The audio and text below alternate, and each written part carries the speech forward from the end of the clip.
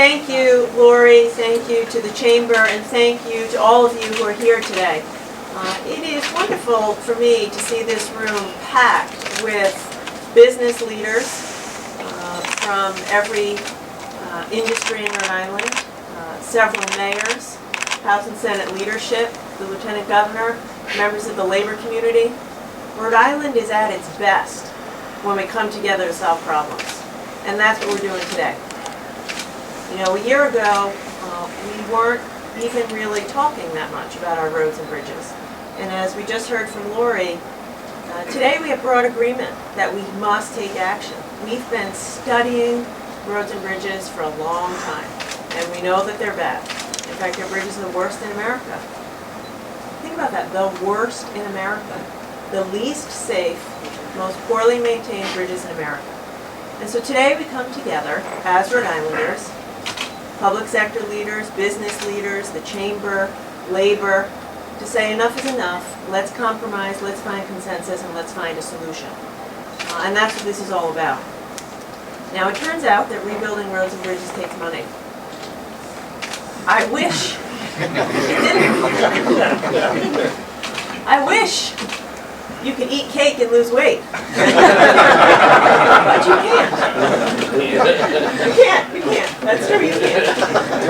It turns out, it's disappointing. It is disappointing. We need money to rebuild our roads and bridges. And I can tell you, Senate President and Speaker and I have been working as hard as we can for the past 10 or 11 months, studying the issue, scratching our head, asking ourselves what is the best, most efficient, fairest way to get this done. Now, we thought about the gas tax. To raise a similar amount of money for the gas tax, you'd have to raise the gas tax over 11 cents. We'd be 18 cents higher than Massachusetts. No one would be getting gas in Rhode Island. They'd all be going to Seacon Canal Borough. We thought about many other ideas. Fortunately, at the end of last year, the federal government stepped up. They passed a new highway bill, and that gave us a significant amount of additional money, and that allowed us to work together to make the plan even better. And so the plan that's before the General Assembly now proposes a combination of bonding, leveraging the new federal money that we have, and a very modest truck toll. Now, it turns out you don't have to reinvent the wheel.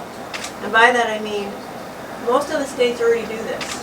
In fact, nearly every other state from Maryland to Maine already tolls. And the toll, we are proposing to have it be capped at $20. So I'm here today to say, let's take action. Let's take action. And I would say, I can't thank the Speaker and Senate President enough for their leadership. You guys have been fantastic. This isn't easy. This is a difficult decision. It's a decision that's going to put 6,000 or 7,000 Rhode Islanders to work. It's a decision that's going to allow us to say to the rest of America, we're serious about business because we want to have better roads and bridges. And we're going to put a lot of people to work in the process.